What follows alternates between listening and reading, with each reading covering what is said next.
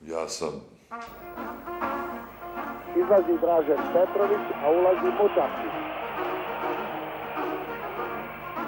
Emir Mutapčić. Puno me ljudi zna po mom špice name, što bi Njemci rekli, Muki. To je moj nadimak, košarkaški. 7 minuta 55 sekundi, drugi prekršaj Mutapčića. 8 pojena prednosti za Amerikanci.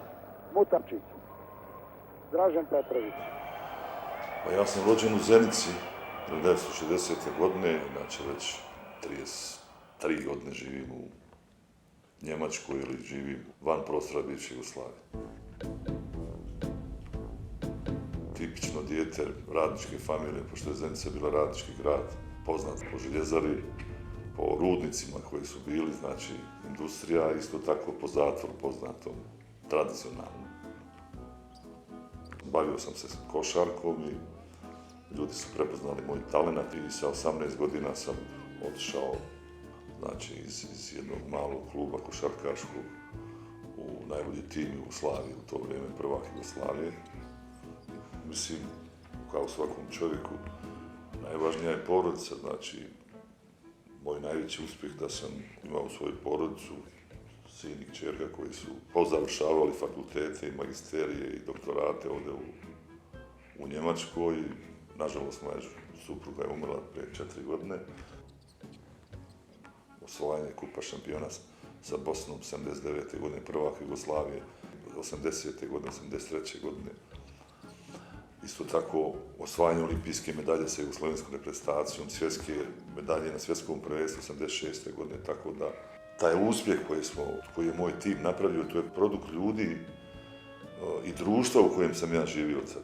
I kroz trenersku karijeru, normalno ovo sve što sam bio trener Albe Berlina u Bayernu radio, bio sam trener njemačke reprezentacije, znači bio sam Bundes trener, tako da ta sredina ovdje je meni omogućila i dala mi šansu da usavršim to neko svoje znanje, sportsko znanje.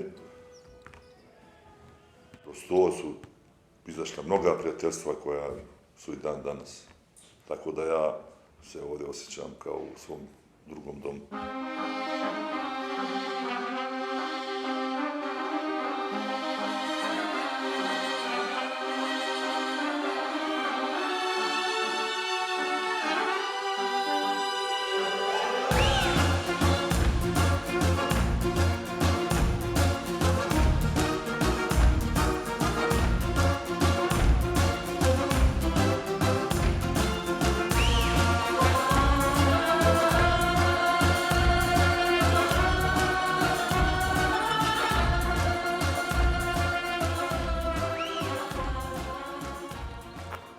Ja uvijek kažem da Jugoslavija bila Evropska unija u malom, znači ja sam u Sarajevu za pola sata mogao da vidim na skijanja, isto tako za 2,5-3 sata odim na Mediteransko more, Jadransko more da se kupam. Sad da bi došao ti iz Sarajeva do Skoplja moraš preći ne znam ja koliko granica i gubiti vrijeme na granici. Prije 200 godina ili 150 godina mogu si da dodeš do Damaska da je nemaš pasoš.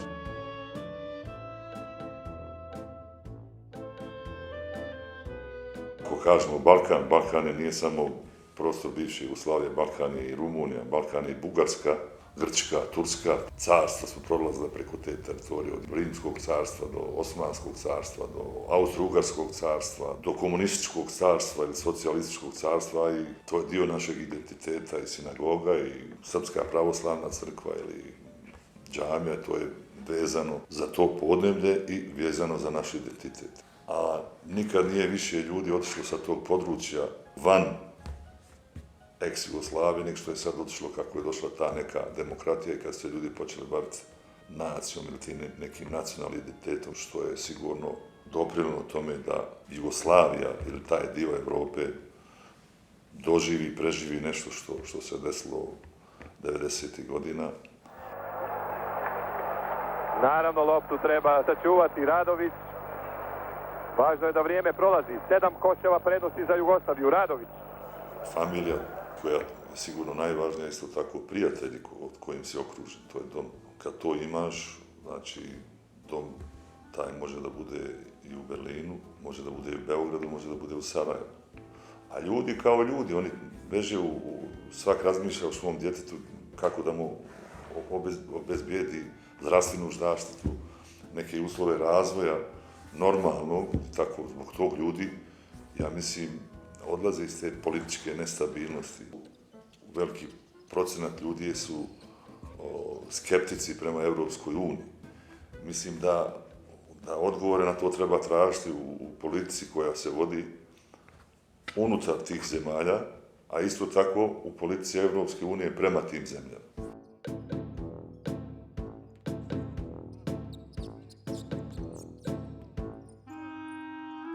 Što ja opet kažem, da ta politika i da ljudi koji vode politiku moraju da nađu načina da zadrže ljude da žive na tom području, da ih vrate. To je i interes svega i Evropske unije i Balkana. Po čemu sam ja malo iznenađen i razočaran da 30 godina nakon tih svih dešavanja koja se desila, da ljudi nisu u stanju da nađu put, da izađu iz tih problema i da to usklade sa tim svim što se dešava u svijetu. Nikad nije bilo više fakulteta na Balkanu, a manje znanja. Nikad nije više vjere bilo, a manje morala. Koliko je ljudi prije živjelo, koliko sad živi, znači da nešto nije u redu. Znači da ljudi moraju pokušati da urade najbolje ono što mogu u svojoj ulici, u svom gradu, u svom okruženju. Tako i Evropa mora da razmišlja o sebi, da bi nastavila putem, da kažeš, te ekonomske unije, koja ne zatire nijedan identitet, ali isto tako omogućava ljudima da se dalje razvijaju.